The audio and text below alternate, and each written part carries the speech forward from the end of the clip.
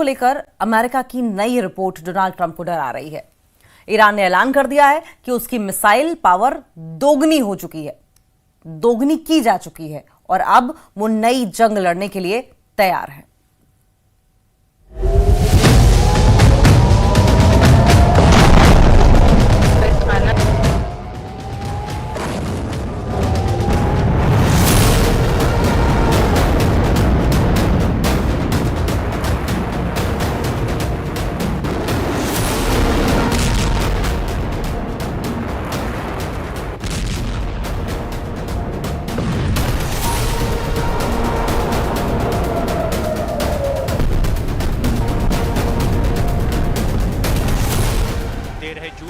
Israel के हमले के बाद जब ईरान ने इजराइल पर मिसाइल बरसाई तो पूरी दुनिया हैरान थी।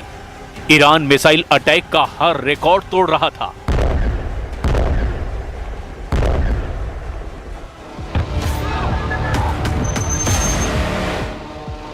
क्या तेल अवीव, क्या हाइफा और क्या इजराइल का डिफेंस सिस्टम, ईरान की मिसाइलों ने इजराइल के हर कवच को भेदा और बता दिया कि जब उसकी मिसाइल फायर होती है तो उन्हें रोकना ना इजराइल के बस की बात है और ना ही अमेरिका के।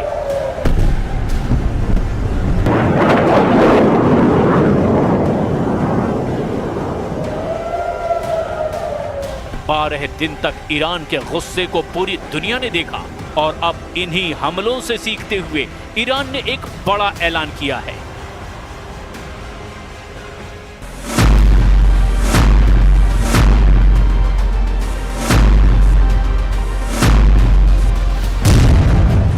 ईरान के रक्षा मंत्री ने कहा कि 12 दिन के युद्ध के बाद ईरान अब डबल ताकत के साथ युद्ध लड़ने के लिए तैयार है। अजीज नासिरजादेह के मुताबिक ईरान की मिसाइल पावर 2 गुना बढ़ा दी गई है। ईरान को लेकर बड़ी खबर इजराइल के मीडिया में भी छप रही है। खबर यह है कि ईरान ने अब दूसरे देशों में हथियार की फैक्ट्री बनानी शुरू कर दी है। हालांकि किस देश में, इसका जिक्र नहीं किया गया।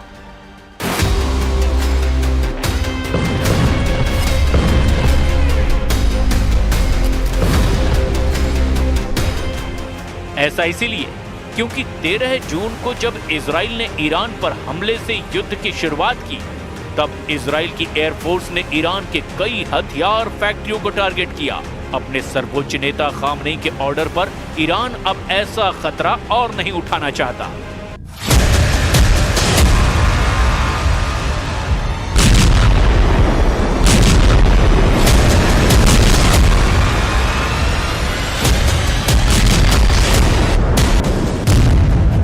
सवाल ये उठ रहा है कि अगस्त के आखिर या फिर सितंबर की शुरुआत में ईरान इजराइल की टक्कर फिर शुरू हो सकती है।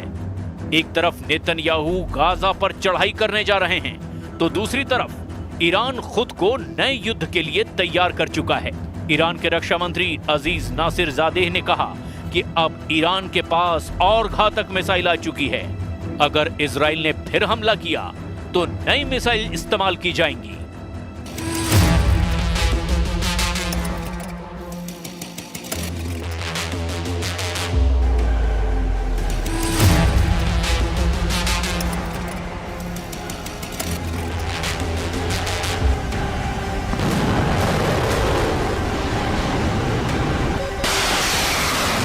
ईरान की असली ताकत उसकी मिसाइल है और इजराइल पर हुए हमलों की कामयाबी को देखते हुए ईरान का फोकस अब मिसाइल उत्पादन पर है।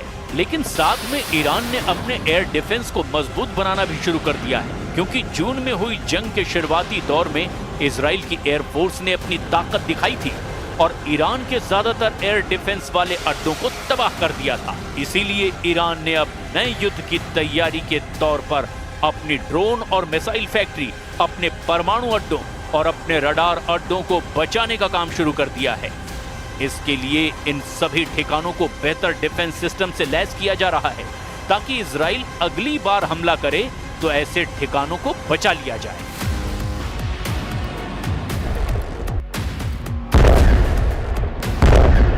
अमेरिका और इजराइल ने स्टेल्थ विमानों का इस्तेमाल करके ईरान के कई ठिकानों को तबाह करने का दावा किया था। इसमें ईरान का फोर्दो परमाणु अड्डा भी था, लेकिन अब अमेरिका के दावे को एक जनरल ने पलीता लगा दिया है। अमेरिका ने DIA यानी डिफेंस इंटेलिजेंस एजेंसी के प्रमुख लेफ्टिनेंट जनरल जेफ्री क्रूज को बर्खास्त कर दिया है। जनरल क्रूज ने अपनी रिपोर्ट में दावा किया था कि अमेरिका के हमलों से ईरान का परमाणु कार्यक्रम पूरी तरह तबाह नहीं हुआ है। जनरल क्रूज के अलावा navy reserve chief vice admiral Nancy Lacore ने नेवी सील के प्रमुख रियर एडमिरल मिल्टन सेकंड्स को भी पद से हटा दिया है। ये खबर इस वक्त अमेरिका के हर बड़े अखबार और मीडिया में हेडलाइन बन चुकी है। ट्रंप प्रशासन ने जिस तरह इन अफसरों को पद से हटाया उसकी खूब आलोचना हो रही है, क्योंकि इन्होंने वैसे रिपोर्ट नहीं दी जैसी कि ट्रंप ने ईरान के परमाणु अड्डों पर बमबारी करने को लेकर दावा किया था। ट्रंप की सरकार में उन्हीं की खुफिया एजेंसी अगर ये दावा कर रही है कि ईरान का कुछ नहीं बिगड़ा, तो इससे एक बात साबित होती है, और वो ये कि ना सिर्फ इजराइल बल्कि अमेरिका के पास भी ईरान के परमाणु कार्यक्रम को 100% खत्म करने की ताकत नहीं है। भले ही ट्रंप ने B-2 विमानों का इस्तेमाल किया, भले ही उसने दुनिया का सबसे बड़ा बंकर बस्टर बम गिराया, लेकिन जब खुफिया एजेंसी की रिपोर्ट कह रही है कि ईरान को बहुत ज्यादा नुकसान नहीं हुआ, तो अब आगे क्या होने वाला है? इजराइल पर ईरान के मिसाइल अटैक को रोकने में अमेरिका पहले ही अपने हाथ जला चुका है।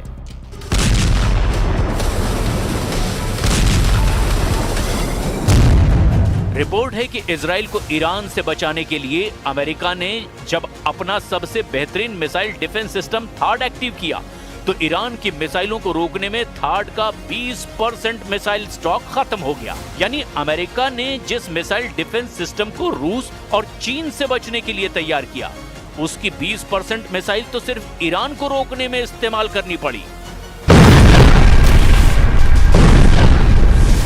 नेतन्याहू की दरख्वास्त पर डोनाल्ड ट्रंप ने एक नहीं बल्कि दो थाड मिसाइल डिफेंस सिस्टम इजराइल में तैनात किए, और इनका इस्तेमाल उन 12 दिनों में जमकर हुआ जब ईरान और इजराइल के युद्ध को दुनिया ने तीसरे विश्व युद्ध की शुरुआत के तौर पर महसूस किया। थाड यानी terminal high altitude area defence, ये मिसाइल इंटरसेप्टर यानी मिसाइल रोकने वाला डिफेंस सिस्टम अमेरिका की कंपनी लॉकहीड मार्टिन ने बनाया है। अमेरिका के रक्षा मंत्रालय यानी पेंटागन से थाड को लेकर कुछ सवाल पूछे गए, जिससे न सिर्फ इजराइल बल्कि अमेरिका के पूरे डिफेंस सिस्टम की पोल खुलती हुई नजर आ रही है, क्योंकि यह खबर अब वर्ल्ड हेडलाइन बन करके डोनाल्ड ट्रंप और बेंजामिन नेतन्याहू को परेशान कर रही है। हर जगह छप चुका है कि ईरान की आधुनिक बैलिस्टिक मिसाइलों को रोकने में अमेरिका के थाड सिस्टम को बड़ा झटका लगा है। सिर्फ 12 दिनों में उसका 20% स्टॉक खत्म हो गया है। अब अमेरिका को अपना स्टॉक भरने में 8 साल का वक्त लग सकता है। थाड के इस मिसाइल इंटरसेप्टर की कीमत 106 करोड़ रुपए बताई जाती है। 2024 में अमेरिकी सेना को सिर्फ 11 थाड इंटरसेप्टर मिले थे। 2025 के अंत तक अमेरिका को 12 और थाड इंटरसेप्टर मिलने की उम्मीद है, जबकि 2026 में अमेरिका थाड के लिए 25 से 37 नई मिसाइल बना पाएगा। इसकी लागत बहुत ज्यादा है। थाड के एक मिसाइल इंटरसेप्टर की कीमत 106 करोड़ रुपए बताई जाती है। ये खबर अमेरिका से लेकर इजराइल और यूरोप से लेकर ईरान और चीन की मीडिया में हेडलाइन बन चुकी है। जाहिर है इस खबर ने पेंटागन में हड़कंप मचा दिया है। 12 दिन के युद्ध के दौरान ही अमेरिका ने थाड की इतनी मिसाइल जाया कर दी, जिसके उत्पादन करने में उसे कई साल लग जाएंगे। इन 12 दिनों में युद्ध में ईरान ने इजराइल के ऊपर करीब 600 मिसाइल दागी थी, और उनमें से 50 से 60 मिसाइलें इजराइल में गिरने में कामयाब भी रही। ईरान ने बार बार दावा किया कि उसके हमलों को रोकने में इजराइल पूरी तरह फेल साबित हुआ है, और वो इसीलिए भी क्योंकि तेल अवीव और हाइफा से आई तस्वीरों ने बताया कि ईरान ने जहां टारगेट सेट किया वहां पर उसकी मिसाइल गिरी। एक साथ इतने मिसाइलों का सामना करके दुनिया का कोई भी एयर डिफेंस सिस्टम या मिसाइल डिफेंस सिस्टम क्यों ना हो, वो घुटने के बल बैठने पर मजबूर हो जाएगा। और इजराइल में यही हुआ। ईरान ने 12 दिनों के युद्ध के दौरान बार बार बताया कि उसकी मिसाइल पावर को हल्के में ना लिया जाए। थार्ड को लेकर अमेरिका में जो रिपोर्ट आई, उस रिपोर्ट में बताया गया कि युद्ध से पहले अमेरिका के पास थार्ड की 650 मिसाइलों का स्टॉक था, लेकिन इजराइल और ईरान की जंग के दौरान उसको 150 से ज्यादा मिसाइलें फायर करनी पड़ी। रिपोर्ट में यह भी बताया गया कि ईरान ने जब कतर में अमेरिका के मिलिट्री अड्डे पर मिसाइल दागी, तब अमेरिका को अपनी 30 पैट्रियट मिसाइलों को लॉन्च करना पड़ा ताकि वो ईरान के हमलों को नाकाम कर दे, लेकिन उसमें भी वो पूरी तरह कामयाब नहीं हो पाया। रिपोर्ट के मुताबिक अमेरिका के थार्ड मिसाइल डिफेंस सिस्टम ने इजराइल के एरो 2 और एरो 3 इंटरसेप्टर के साथ में ईरान की 574 मिसाइलों में से 201 को तबाह किया। बाकी मिसाइलों को दूसरे डिफेंस सिस्टम ने नष्ट किया।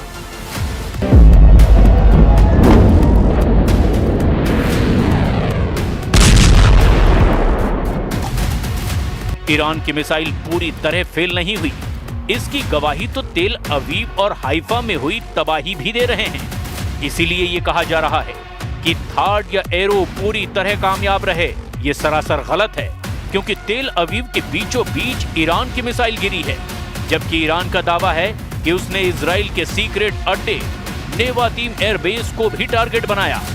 यहां पहले से ही थार्ड मिसाइल डिफेंस सिस्टम तैनात था।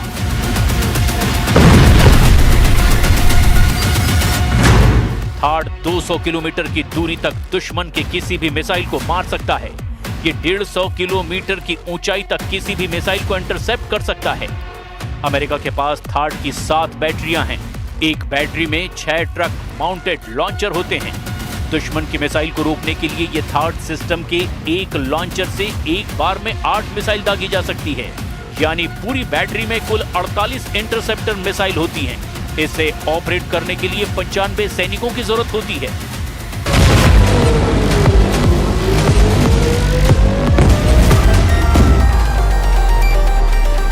इजराइल में ऐसे 2-2 सिस्टम तैनात रहे, लेकिन क्या ये काफी साबित हुए? बिल्कुल नहीं। हाइफा और तेल अवीव में गिरती हुई मिसाइलों ने बताया कि ईरान एक बार में सैकड़ों मिसाइल फायर करने की ताकत रखता है और उनको रोकना ना इजराइल के बस की बात है और ना ही अमेरिका इसमें 100% कामयाब रहा।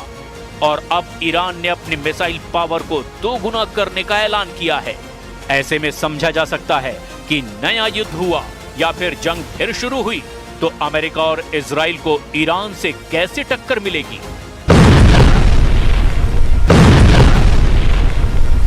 गाजा में अपने 60,000 सैनिकों को लेकर आगे बढ़ रहे नेतन्याहू को अब ईरान से नई चुनौती मिलती नजर आ रही है, लेकिन ईरान ने जो वीडियो जारी किया है उसके टारगेट पर अमेरिका हो सकता है। ईरान ने अपने युद्धाभ्यास का वीडियो जारी किया है। ये इजराइल के साथ साथ अमेरिका को धमकी है। जून के महीने में इजराइल से युद्ध के बाद ईरान की सेना ने अपना युद्धाभ्यास किया है। फारस की खाड़ी में ईरान ने अपनी क्रूज मिसाइल और ड्रोन वाली पावर दिखाई है।